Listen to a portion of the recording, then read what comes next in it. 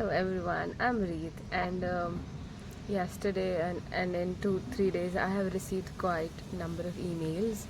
I thought why not prepare a video on those like similar kind of questions that have been asked from me. First is regarding making research proposal, like how to make a research proposal from scratch. I have like made a short kind of video on that, but think it needs elaboration. I think it needs elaboration, and let's talk about research proposal. I think see, I have not done much research on how to make a research proposal, to be honest. I think what I learned was from my dissertation experience a bit. I mean, I did not do my dissertation very honest manner. I would say I didn't do it, but it just did give me an experience into like how could you probably research and what could be the ideas that you could look into. And believe me, your research proposal is not the final thing which you are researching for your PhD.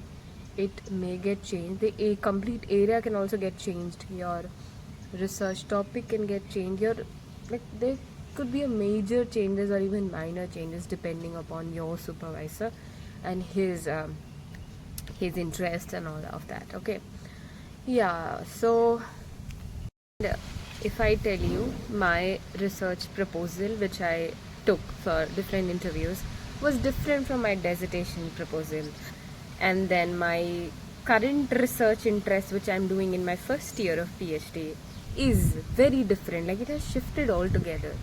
So expect these kind of things happening to you, to your research interest. Like you shouldn't be sticking to one that thing. But if you're so adamant कि मुझे तो काम इसी में करना है because I have no other interests, and you can negotiate with your supervisor and then it's fine. Okay, yeah, so let's begin with how to prepare a research proposal from scratch. Okay, yes, so to begin with, I just want to ask you कि during your master's years, have you come across something which stirred you, which you thought that I want to do something about this topic, and maybe I'm interested, extremely interested, because you see, when I was in my master's, psychoanalysis, I mean, I was so interested in psychoanalysis. मुझे उसमें बहुत ज़्यादा interest था. मुझे बहुत कुछ नहीं आता है, but that was actually very new thing ना, to explore and to learn. See, I did my bachelor's, it was a COVID batch. Okay, I did my bachelor's from BHU. तो मुझे और COVID batch था, तो I did not read anything, and it was after when I came to masters I started reading things. I became a bit serious about it. So that was also a thing I wanted to mention कि during your bachelor's or master's years you came across something which fascinated you, तो उस पर आपको कुछ देखना है तो उस पर सर्च करना स्टार्ट कर दो. ये एक तरीका है कि आपको पता है कि क्या चीज़ें आपको इंटरेस्ट कर रही है. जैसे मेरे जैसे लोगों के लिए ये है कि मुझे थोड़ा बहुत आइडिया था, बट मुझे एज सच आइडिया नहीं था कि मुझे करना क्या है. I mean, I don't have research interest as a particular research interest, because I saw my classmates were very well prepared right from very beginning, right? उनको पता है कि उनको क्या करना है.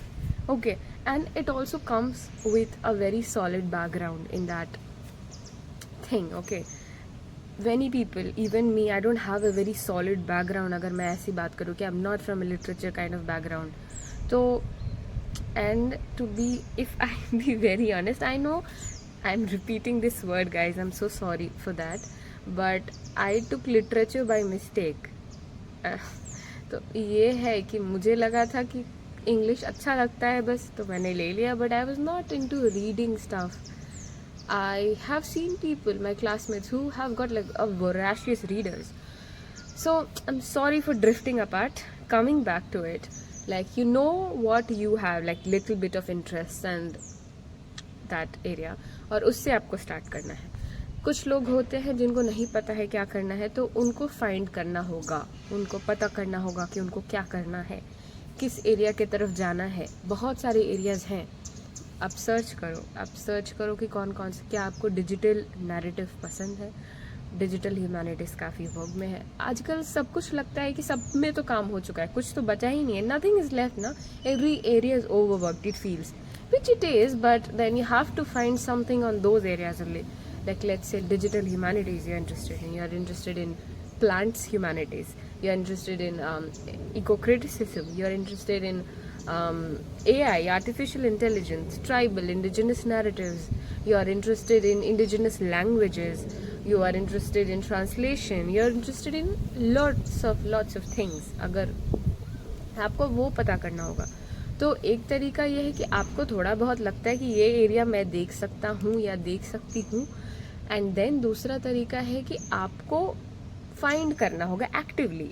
एक तरीका फाइंड करने का ये हो सकता है कि आप किसी भी यूनिवर्सिटी जिसको आप टारगेट कर रहे हो उसके प्रोफेसर्स के प्रोफाइल पे जाके चेक करो कि which all the areas that they are working on, which are the areas that they are working on, and they might may be consider you. अगर आप उनसे अप्रोच करते हो, उनको ईमेल करते हो, अगर हो सके तो, आई don't no, I mean you never know अगर के कोई प्रोफेसर आपको रिप्लाई कर दे।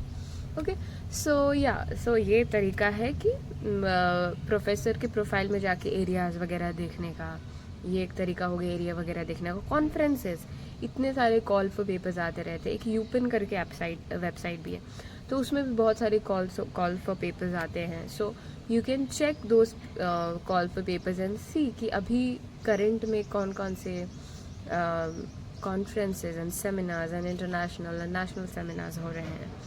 सो that way you can also go ahead and search कि क्या एरिया हो सकता है। ठीक है, तो ये एक तरीका हो गया ये फाइंड करने का। एक प्रोफेसर के वेबसाइट में जाके एक तो बता दिया मैंने कि आपको प्रीवियस आपके इंक्लिनेशन हैं किसी एरिया को लेके, एक वो तरीका हो गया।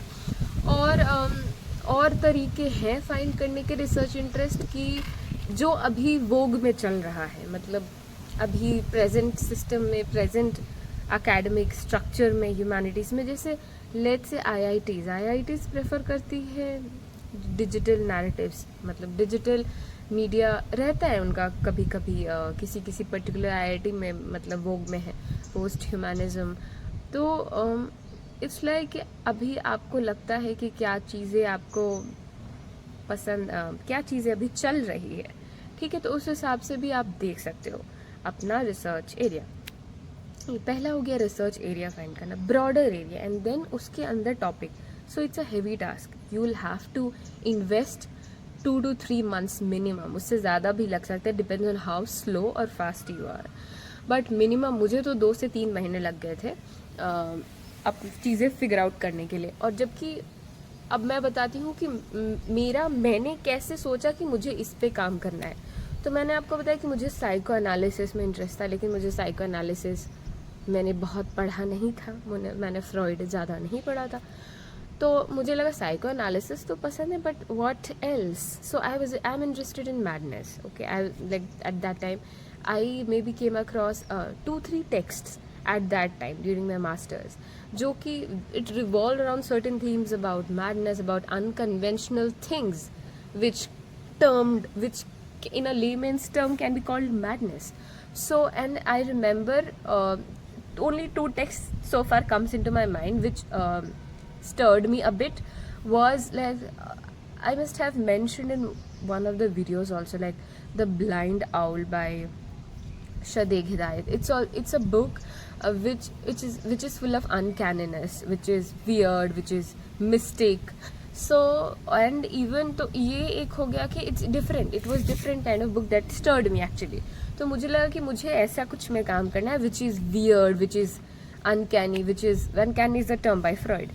So, and that is there. And then I was reading a book, Where Shall We Go This Summer by Anita Desai, and उसमें भी it's like unconventional motherhood, and which is also like people consider her mad or something, like madness का narrative उसमें आ जाता है। तो this is how I figured out like मुझे क्या चीज़ पसंद आ सकती है, ऐसा मैंने सोचा था। तो this is how I came across, and उसके बाद मैडनेस से मुझे लगा कि मैडनेस भी क्या कर सकते हैं, एंड देन मुझे लगता है कि मुझे ऑटोबायोग्राफिकल राइटिंग्स भी फैसिनेट करती है। तो मैंने सोचा कि let's think about something memoirs करके, and then we can talk about mental health, let's say depression and bipolar disorder. So this is how like things like I thought कि ऐसे trajectory जो है वो ऐसे फॉलो करती है कि आपको थोड़ा सोचना पड़ेगा क्या टेक्स्ट है जो आपको, एक पर्टिकुलर टेक्स्ट ही आपको इंस्टिगेट कर रही है, ठीक है.